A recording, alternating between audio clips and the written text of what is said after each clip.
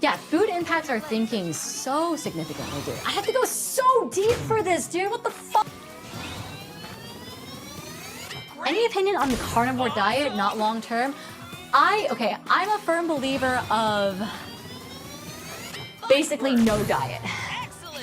The only diets that I believe in are intermittent fasting for lifestyle changes and also additive dieting. That's it. I don't believe in any other diet. Wonderful. I think everything else is just not effective.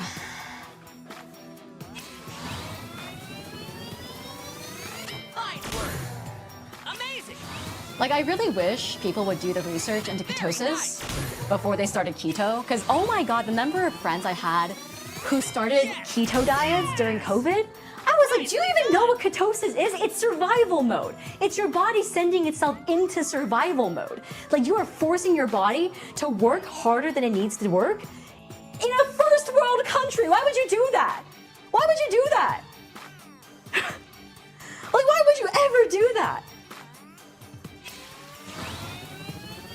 Yeah, so for those who don't know what ketosis is, literally what happens is your body is sent into a starvation mode because you are not eating enough energy that allows it to operate. So what your body does is instead of using the energy you're eating to operate, it uses the stored energy in your body, which is where fat comes from. Fat is stored energy, and it breaks down that fat to use as energy for your body because you're not providing itself enough nutrition. You're not providing it enough nutrition to operate regularly. What happens is ketones get released into your bloodstream, causing your blood acidity to go up. Your blood becomes acidic because of this stupid ass diet. It's so dumb, dude. It's so unhealthy too, in the long run. And it's also not sustainable. Most people who lose weight from a keto diet gain it back as soon as they start doing keto. Sometimes they even gain back more weight. Yeah, I firmly believe the only two diets that genuinely work is intermittent fasting if you have specific lifestyle changes that prevent you from eating a certain way or eating at certain times. Like for me, I intermittent fast because I get nauseous in the morning. If I eat in the morning, even if it's like coffee, I get super nauseous.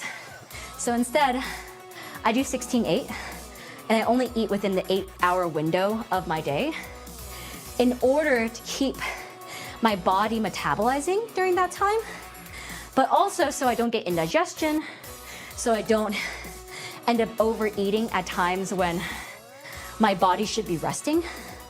Because eating is an activity. Digesting is an activity. It causes stress on your body.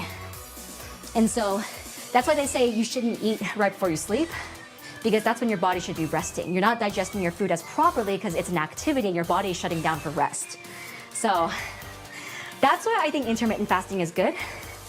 Do I think extreme intermittent fasting is good? I wouldn't go extreme. I know some people who do 24. So, for context.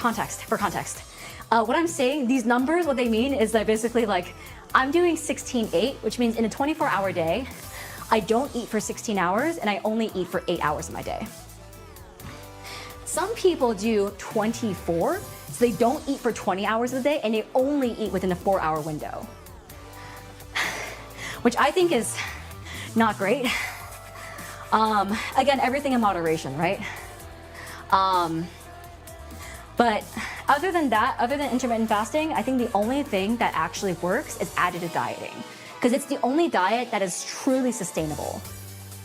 So for those who don't know, additive dieting is when instead of taking out foods from your diet, you slowly replace or add in healthier foods as a substitute for the things that you're eating. So for example, if my normal lunch is an In-N-Out burger, maybe instead of eating the full, tray of fries, I eat some fries and I also eat some carrots, I'm adding in a healthier thing to my diet to slowly introduce myself to health foods instead of directly transitioning to health foods.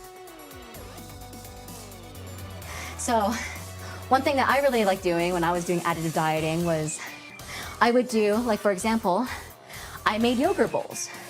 Yogurt bowls, I loved adding in granola, I loved adding in, peanut butter, I loved adding in fruit and stuff like that. And I was like, okay, how can I make this yogurt bowl a little bit healthier? Instead of using regular yogurt that was vanilla flavored, I used Greek yogurt instead, and I drizzled a little honey, So it's like, I'm not replacing the food I'm eating, I'm still eating what I'd like to eat, but I'm just adding a little bit more healthier alternatives. Slowly and gradually doing it until I feel comfortable with that alternative. You know what I mean?